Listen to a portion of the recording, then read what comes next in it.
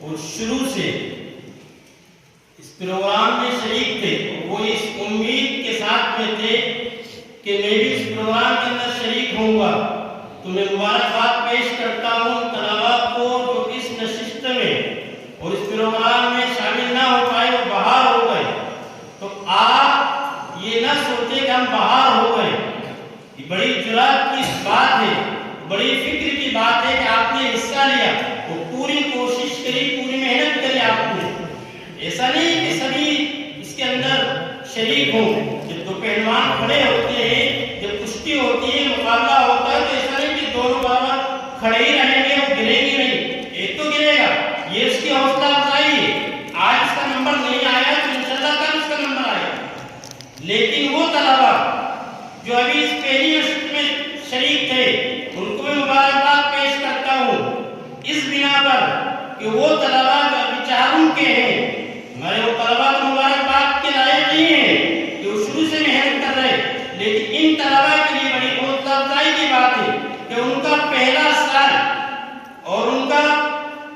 پہلی مرتبہ اس مجمع میں، اس مجلس میں حصہ لینا، اور اساتذہ کی شفقت کی وجہ سے اور اساتذہ کے حکم بنا پر انہوں نے حصہ لیا اور جرات کے ساتھ میں اپنے آپ کو یہاں پر پیش کیا۔ ایسا لگ رہا تھا کہ کوئی دورے کا طالب علم یہاں بول رہا ہو۔ عزیز طلباء، ان من البیان لسحرا، اس کے اندر جو کہا گیا اور جو بتایا گیا، اور آج کے اس حالات کے اندر اور آج کے اس ماحول کے اندر جس چیز کی ضرورت ہے، ہمارے پاس یہ خطابت والی اور یہ آپ مجمع کے اندر یہ مواعظ کر کر اس کو مرغوب کر سکتے ہیں۔ آج جو طاقتیں ابھر رہی ہیں، ہمارے اکابر کی تاریخوں کو ہم نہیں بتا رہے ہیں، ہمارے اکابر نے کس طریقے سے ہندوستان کو سیکھنے کے لیے اپنے آپ کو نچھاور کیا۔ وہ طالب علم جو دارالعلوم کی تاریخ کو بتا رہا تھا اور دارالعلوم کے اکابر کی وہ تاریخ کو بتا رہا تھا، تو حسین احمد مدنی رحمۃ اللہ علیہ اس مالٹا کی جیل کے اندر کوڑے کھا رہے تھے، لیکن کسی کو معلوم نہیں تھا۔ آپ نہیں بتائیں گے کہ عوام کو کیسے معلوم پڑے گا؟ یہ ہندوستان کے اندر رہنے والے یہ جاہل اور یہ حکمراں جو بیٹھے ہیں اپنی تاریخ بتاتے ہیں، لیکن ہندوستان کو آزاد کرانے میں کس کا رول رہا اور ہندوستان کو آزاد کس نے کرایا؟ عوام کو کون بتائے گا؟ ہم بتائیں گے عوام کو، جو عوام کو معلوم پڑے گا۔ جیسے اس میدان کے اندر ہم کودیں گے اور اس میدان کے اندر آئیں گے، جب بتائیں گے سے معلوم پڑے گا۔ اور دوسری بات میں ان طلباء کو کہتا ہوں جو اس نشست کے اندر شریک تھے، ہم ان کو یہ نہیں معلوم کس طریقے سے بیان کرنا ہے، کس طریقے سے بولنا ہے اور خطیب کے بولنے کے کمال کیا ہونا چاہیے، لیکن ان طلباء نے آج یہ جوہر دکھایا، ان اساتذہ کی محنت کو رنگ لے کے آئی کہ خطاب کس طریقے سے کرنا چاہیے، خطبہ کے ساتھ طویل کرنا چاہیے کہ مختصر کرنا چاہیے۔ آج ان طلباء نے خطبہ بھی مختصر کیا۔ کتابت کے لیے دو پہلو ہوتے ہیں کہ خطبہ مختصر ہو اور سب سے پہلے اللہ تبارک و تعالیٰ کی حمد و ثنا ہو، اس کے بعد میں پیارے نبی صلی اللہ علیہ وسلم کے اوپر درود پاک پیش کیا جائے۔ تو ان طلباء نے وہ کام کیا۔ اس کے بعد میں بات کیا کرنی ہے، کیسے کرنی ہے، تو ان طلباء نے، میں دیکھ رہا تھا نبی سے کہ ان ننھے منھے طلباء جو پہلی مرتبہ اس مجلس کے اندر شریک ہوئے اور انہوں نے جو جوہر دکھایا، جہاں جس طریقے سے اشارہ کرنا چاہیے، ہر طالب علم کا ہاتھ وہیں پر جا رہا تھا، جس طریقے سے وہ بات وہاں پر کہی جانی چاہیے۔ اور ان طلباء کو میں مبارکباد پیش کرتا ہوں کہ دوسری مجلس میں رہیں گے اور تیسری مجلس میں رہیں گے۔ عزیز طلباء، آپ کے لیے وہ میدان اب ہموار ہے،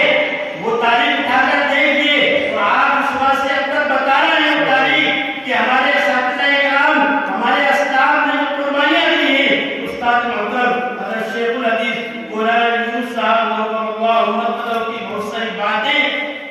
دل میں بار بار آتی ہیں کہ حضرت نے علم کس طریقے سے حاصل کیا تھا،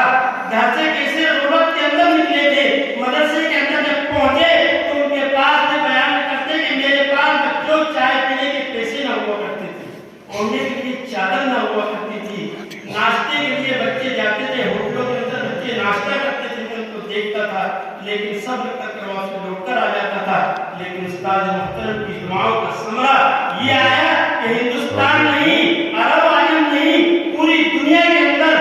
شیخ الحدیث حضرت مولانا یونس صاحب نور اللہ علیہ کا نام لیا۔ کیوں؟ استاد محترم